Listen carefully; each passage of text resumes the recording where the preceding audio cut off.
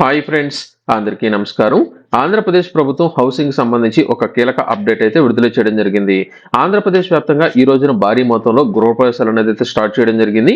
దీనితో పాటుగా ఈ మధ్య కాలంలో గృహ నిర్మాణ శాఖ మంత్రి అధికారులు ఒక అప్డేట్ అయితే ఇవ్వడం జరిగింది. ఆంధ్రప్రదేశ్ వ్యాప్తంగా గ్రామీణ ప్రాంతాలు అలాగే పట్టణ ప్రాంతాల్లో ఇంటి స్థలాలతో పాటు ఇల్లు లేని లబ్ధిదారులు దాదాపుగా 10 లక్షల మంది అప్లై అనేది చేసుకున్నట్లు ఇందులో ఆంధ్రప్రదేశ్ ప్రభుత్వం వద్ద ఉన్న డేటా ఆధారంగా వెరిఫికేషన్ లో 6.5 లక్షల మందికి మాత్రమే ఇల్లు అనేది శాంక్షన్ అనేది చేయబోతున్నట్లయితే తెలియజేశారు. ఈ యొక్క 6.5 లక్షల మందిలో సొంత స్థలం కలిగిన లబ్ధిదారులతో పాటు ఇంటి స్థలం లేని లబ్ధిదారులు కూడా భారీ మొత్తంలో రిజిస్ట్రేషన్ అనేది చేసుకున్నారని, వారందరికీ 2 సెంట్లు అలాగే 3 సెంట్లు ఇంటి స్థలాలు కూడా కేటాయించబోతున్నట్లయితే తెలియజేశారు. ప్రస్తుతం ఈ యొక్క ఇళ్లకు సంబంధించి గత ప్రభుత్వంలో కావచ్చు, ప్రస్తుత ప్రభుత్వంలో కావచ్చు, ఇక మీదట ఇల్లు అనేది స్టార్ట్ అనేది చేసిన తర్వాత బిల్లు అనేది మీకు రావాలంటే ఖచ్చితంగా సంబంధిత అధికారులు వచ్చి భారీ మొత్తంలో ఇళ్ల నిర్మాణ పనులు ప్రారంభించారు కాబట్టి వెరిఫికేషన్ అనేది చేసి ఇల్లుకు సంబంధించిన నాణ్యతను కూడా పరిశీలించి మాత్రమే మీకు తర్వాత విడత పేమెంట్ మీకైతే అందజేయడం జరుగుతుంది. తప్పనిసరిగా లబ్ధిదారులు అందరూ తప్పనిసరిగా ఈ యొక్క ఇళ్లకు సంబంధించి ఎవరైతే అప్లై అనేది చేసుకున్నారో మీకు సంబంధించిన స్టేటస్ తో పాటు గత ప్రభుత్వ హయాంలో ఎవరైతే రిజిస్ట్రేషన్ అనేది చేసుకుని ఉండి వారికి సంబంధించిన ఇంటికి సంబంధించి ఎంతవరకు పేమెంట్ అనేది పడింది, వారికి సంబంధించిన డేటా అనేది ఆన్లైన్ లో ఏ విధంగా చెక్ చేసుకోవాలో ఇప్పుడు నేను మీకు ఒకదాని తర్వాత ఒకదానికి సంబంధించిన అప్డేట్ గురించి నేను మీకైతే తెలియజేస్తాను. ముందుగా మనకు ఆంధ్రప్రదేశ్ ప్రభుత్వం ఇళ్లకు సంబంధించిన అప్డేట్ చూసుకున్నట్లయితే ఎన్నికల సమయంలో 2 సెంట్లు 3 సెంట్లు ఇంటి స్థలాలు అందజేస్తామని హామీ అనేది ఇచ్చారు కాబట్టి ఇందులో భాగంగా చాలా మంది లబ్ధిదారులు మాకు సొంత స్థలం అనేది కలిగి ఉంది, మేము ఇంటి నిర్మాణ పనులు ప్రారంభించుకుంటాము, మేము ఇల్లు కట్టుకుంటామని చాలా మంది అప్లై అనేది చేసుకున్నారని, దీనితో పాటుగా ఇంటి స్థలం లేని లబ్ధిదారులు కూడా ఆంధ్రప్రదేశ్ ప్రభుత్వం ఒకేసారి రిజిస్ట్రేషన్ అయితే చేయడం జరిగింది. ఈ విధంగా రిజిస్ట్రేషన్ చేసుకున్న వారందరికీ సంబంధించి 10.5 లక్షల మందికి పైగా అప్లై అనేది చేసుకోగా ఇందులో ఆంధ్రప్రదేశ్ ప్రభుత్వం గత ప్రభుత్వానికి సంబంధించిన డేటాతో పాటు ప్రస్తుత ప్రభుత్వం రేషన్ కార్డుల ఆధారంగా వెరిఫికేషన్ లో 6.5 లక్షల మందికి ఎలిజిబిలిటీ వచ్చినట్లయితే గుర్తించడం జరిగింది. అంటే ఇందులో చాలా మంది గత ప్రభుత్వ హయాంలో ఇల్లు అనేది పొందున్నారని, ప్రస్తుత ప్రభుత్వంలో ఈ యొక్క కొత్తగా మరొకసారి ఇల్లు శాంక్షన్ చేయకూడదనే ఉద్దేశంతో ప్రస్తుతం 6.5 లక్షల మందికి సంబంధించిన డేటా అనేది కేంద్ర ప్రభుత్వానికి అయితే పంపడం జరిగింది. కేంద్ర ప్రభుత్వం వద్దకు పంపిన డేటా అనేది మరొకసారి కేంద్ర ప్రభుత్వ గైడ్ లైన్స్ ఆధారంగా వెరిఫికేషన్ అనేది చేసి ఏప్రిల్ నెల మొదటి లేదా రెండవ వారంలో ఫైనల్ లిస్ట్ అనేది అయితే విడుదల చేయబోతోంది. ఈ యొక్క లిస్ట్ అనేది వచ్చిన వెంటనే ఆంధ్రప్రదేశ్ వ్యాప్తంగా ఒకే రోజున శంకుస్థాపనలు చేసే విధంగా ఆంధ్రప్రదేశ్ ప్రభుత్వం టార్గెట్ గా అయితే పెట్టుకోవడం జరిగింది. శంకుస్థాపనలు చేసిన వెంటనే లబ్ధిదారులు ఎంత ఫాస్ట్ గా ఇంటి నిర్మాణ పనులు పూర్తి అనేది చేసుకుంటే అంతే ఫాస్ట్ గా లబ్ధిదారులకు పేమెంట్ అయితే వేయబోతున్నారు. అయితే ఈసారి సంబంధిత అధికారులు ఇంటి వద్దకే వచ్చి ఇంటికి సంబంధించిన నాణ్యతతో పాటు ఇల్లు కట్టడం జరిగింది అనే దానికి సంబంధించి పరిశీలించిన తర్వాత మాత్రమే మీకు తర్వాత పేమెంట్ పడే విధంగా చర్యలు అయితే చేపట్టబోతున్నారు.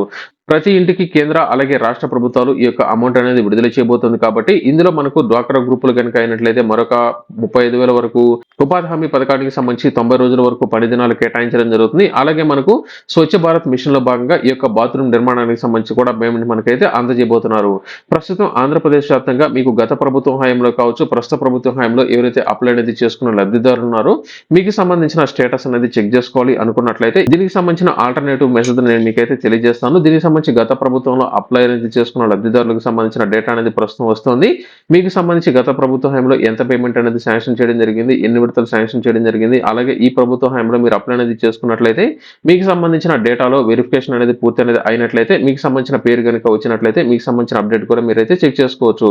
దీనితో పాటుగా టిట్కోలకు సంబంధించిన డేటా కూడా మనకు అందుబాటులోకి అయితే రావడం జరిగింది. దీనికి సంబంధించిన స్టేటస్ కూడా ఏ విధంగా చెక్ చేసుకోవాలో ఇప్పుడు నేను మీకైతే చూపిస్తాను. ఆల్రెడీ ఇప్పటికీ ఎవరైనా సరే ప్రధానమంత్రి ఆవాస్ యోజన 1 లో కానీ లేదా 2 లో కనుక మీరు రిజిస్ట్రేషన్ చేసుకుంటున్నట్లయితే ఈ యొక్క లింక్ నేను మీకు డిస్క్రిప్షన్ లో ఇచ్చాను, ఒకసారి అయితే చెక్ చేయండి. ఇక్కడ ఎంటర్ రిజిస్ట్రేషన్ నంబర్ అనేది అడుగుతుంది. ఇక్కడ రిజిస్ట్రేషన్ నంబర్ అంటే ఏం లేదు, మీరు ఇప్పటికే కనుక ఈ యొక్క ప్రధానమంత్రి ఆవాస్ యోజనకు సంబంధించి గ్రామీణ ప్రాంతాలు కావచ్చు అలాగే పట్టణ ప్రాంతాలకు సంబంధించి కావచ్చు మీరు రిజిస్ట్రేషన్ చేసిన వెంటనే చివరిలో మీకు రిజిస్ట్రేషన్ నంబర్ అయితే రావడం జరుగుతుంది. దానికి సంబంధించిన PDF కూడా సంబంధిత అధికారులు మీకైతే చూపించడం జరుగుతుంది, లేదా ప్రింటింగ్ అనేది తీసి మీకైతే అందజేస్తారు. అందులో మీకు సంబంధించి రిజిస్ట్రేషన్ నంబర్ అయితే ఉంటుంది. ఇక్కడ చూడండి, ఇది రిజిస్ట్రేషన్ నంబర్ టోటల్ గా ఈ విధంగా అయితే రావడం జరుగుతుంది. ఏపీ అనేది వస్తుంది, ఆ తర్వాత ఈ యొక్క నంబర్ మనకైతే రావడం జరుగుతుంది. ఇక్కడ మనకు ఏదైతే ఈ యొక్క క్యాప్చా అనేది ఉందో ఈ యొక్క క్యాప్చా అనేది తప్పులు లేకుండా మీరైతే ఎంటర్ అయితే చేయాల్సి ఉంటుంది. ఇది ఆల్రెడీ గతంలో ఎవరైతే అప్లై అనేది చేసుకుని ఉన్నారో వారికి సంబంధించి ఇప్పటికే కొన్ని విడతల పేమెంట్ అనేది ఎవరికైతే ఇచ్చున్నారో వారికి సంబంధించిన డీటెయిల్స్ నేను మీకైతే చూపిస్తున్నాను. ప్రస్తుతానికి కొత్తగా రిజిస్ట్రేషన్ చేసిన వారికి సంబంధించిన నంబర్ నా దగ్గర అయితే లేదు. ఇక్కడ సబ్మిట్ మీద క్లిక్ చేస్తున్నాను. చూసారు కదా, వీరికి సంబంధించిన పూర్తి డీటెయిల్స్ ఇక్కడైతే రావడం జరిగింది. కొన్ని డీటెయిల్స్ నేను ఇక్కడైతే హైడ్ అయితే చేయడం జరిగింది. జరిగింది. అలాగే ఇక్కడ చూసుకున్నట్లయితే ఆర్డర్ షీట్ దగ్గర చూసుకున్నట్లయితే ఇప్పటివరకు ఎన్ని విడతల పేమెంట్ అనేది ఎంత అనేది వేశారు అనే దానికి సంబంధించి ఇక్కడ తేదీలు కూడా రావడం జరిగింది. ఈ యొక్క బ్యాంక్ అకౌంట్ కి సంబంధించిన డీటెయిల్స్ తో పాటు ఏ విధంగా పేమెంట్ అనేది వేయడం జరిగిందంటే డీబీటీ పద్ధతి ద్వారా పేమెంట్ అయితే వేయడం జరిగింది. అంటే బ్యాంక్ అకౌంట్ కు ఏదైతే ఆధార్ నంబర్ లింక్ అనేది అయి ఉందో ఆ యొక్క బ్యాంక్ అకౌంట్ కు పేమెంట్ అయితే వేయడం జరిగింది. అలాగే ఇక్కడ చూసుకున్నట్లయితే ఇన్స్పెక్షన్ చేసినప్పుడు తప్పనిసరిగా అధికారులు మీకు ఇల్లు అనేది ఎక్కడ కడుతున్నారు దానికి సంబంధించిన డీటెయిల్స్ అనేది వెరిఫికేషన్ అయితే చేసి జియో కోఆర్డినేట్స్ ఆధారంగా వీరికి సంబంధించిన ఫోటోలు అనేది ఆన్లైన్ లో అప్లోడ్ అనేది అయితే చేయడం జరుగుతుంది. ఇక్కడ చూడండి ఎగ్జిస్టింగ్ హౌస్ అంటే ప్రస్తుతం వారు అప్లై అనేది చేసే సమయంలో ప్రస్తుతం ఎక్కడ ఉంటున్నారు ఆ యొక్క ఓల్డ్ ఇంటికి సంబంధించిన డీటెయిల్స్ ఎక్కడైతే అప్లోడ్ అయితే చేయడం జరుగుతుంది. అంటే వారు ఎక్కడ ఇల్లు కట్టుకోవాలి అనుకుంటున్నారో ఆ యొక్క ఇంటికి సంబంధించిన స్థలం ఎక్కడైతే చూపించడం జరుగుతుంది. ఇక్కడ ఫైనల్ గా చూసుకున్నట్లయితే ఆ యొక్క ఇంటిని కూల్చివేయడం జరిగింది. ప్రస్తుతం వారు ఈ యొక్క బేస్మెంట్ లెవెల్లో ఇల్లు అనేది కట్టడం జరిగింది కాబట్టి ఆ యొక్క ఫోటోలు అనేది ఆన్లైన్ లో అప్లోడ్ అనేది అయితే చేయడం జరిగింది. ఈ విధంగా పాత ఇల్లు ఎక్కడుంది అలాగే ప్రస్తుతం ఎక్కడ ఇల్లు కట్టబోతున్నారు అనే దానికి సంబంధించిన ఈ యొక్క ఫోటోలను తీసి ఆన్లైన్ లో అప్లోడ్ అనేది అయితే గతంలో చేయడం జరిగింది.